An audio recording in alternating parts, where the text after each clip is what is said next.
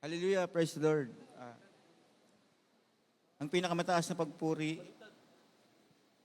pagluluwalhati at pagsamba ay para sa ating pinakamamahal na Panginoong Isus po lamang.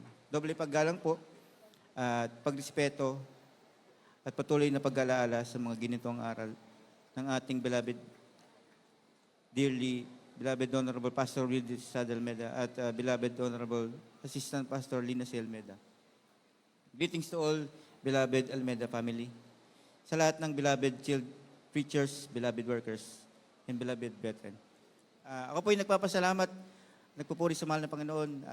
Nakaraang Friday po, nagdaos po ako ng aking kaarawan at ganun pa man, ako po ay nagpapasalamat dahil sa buong isang taon po ng aking paglilingkod sa mahal na Panginoon, ako ay pinanatili po niyang libre sa karamdaman. At bago po ako nakakilala mga minamahal, sa gawain ito, ako po ay iba't-bat din ng bisyo, inom, sigarilyo.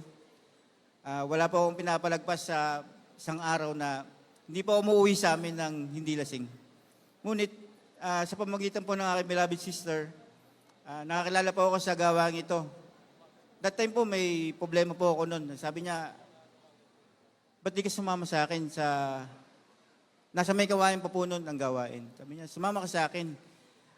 Wala namang masama. At ako'y nagsubok po sumama. At sa aking pagsama po sa aking beloved sister sa gawain, sa may gawain pa po noon. Pagpasok pa lang po sa pintuan, sabi ko, bakit ganun? Parang, hindi ko may ramdaman yung aking sarili na bakit ako parang naiiyak. At pag nakikita ko po yung mga kumakanta na nagpupuri na po, namalayan ko na lang po ang aking sarili na umiiyak ako. Amen. Hallelujah. At sabi ko, mahal na Panginoon, napakabuti mo. Yes, hallelujah. Kahit hindi pa ako napupunta sa gawain ito, pinaparamdam mong mahal mo ako. At bukod po doon, nung ako po'y mabautisman sa pangalan ni Jesus noong taong 2022, lahat po ng aking bisyo, talagang nawala po. Praise the Lord. Hallelujah. Yes, Lord. At sa patuloy pong pag-attend ng 3 beses sa isang linggo, dumating po sa pagkakataon mga minamahal, ako pa'y binigyan ng paalala ng mahal Panginoon.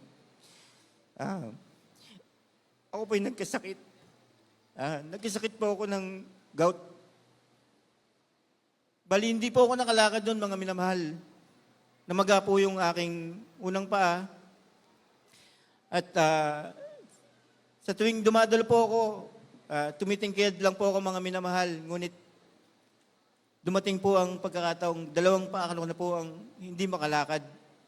Pero hindi po hadlang ang pag-atin at pagbigay ng pasasalamat sa mahal Panginoon. Inaakay po ako ng aking beloved bayaw upang makapunta lang dito sa gawain. Alam niyo mga minamahal, talagang kahit po ako may nararamdaman noon, pagpasok ko lang po sa pinto, talagang sabi ko, mahal na Panginoon, sadyang napakabuti mo, lagi mong pinapaalala, anak, lumapit ka lang sa akin. Ika'y pagagalingin ko. At mga minamahal, dumating po sa pagkakataong, sinasabihan na po ako ng aking mga kamag-anak na, ba't hindi ko uminom ng gamot para kay gumaling? Mga hindi ka na nakakalakad. Sabi ko, mahal na Panginoon, kung pagsubok lang lahat ng nangyari sa akin, huwag niyo akong pababayaan. At nagawa ko pa pong makapagpasing yun, mga minamahal, ng 3 araw. At salamat sa mahal na Panginoon. Sa tuwing ako po yung nagpupuri sa aming bahay, nakakaramdam po ako ng malamig sa aking paa. At yung sakit at kirot na aking naramdaman, unti pong nawawala yan, nakakatulog po ako mga minamahal. Sadyang napakabuti po niya. At sa paglipas po ng panahon, mga minamahal, nung time po na nawalan po ako ng trabaho noon, mga minamahal. At sa kabutihan po ng mahal na Panginoon, nakahanap po ako ng pinapasukang maluwag. At nakakaatim po ako mga minamahal ng 3 beses sa isang linggo. Gayun pa man, sa pagbibigay mga minamahal. Ako po'y nung una, hindi po ako ganong nakapagbigay. Ngunit sabi ko, mahal Panginoon, kung kalooban nyo na kung ano man ang gusto nyong ibigay sa aking buhay. Ako po kasi isang delivery rider lang po. At gayon pa man, doon sa aking pinapasukan, hindi ko po inaasahan mga minamahal na sa pagbibigay.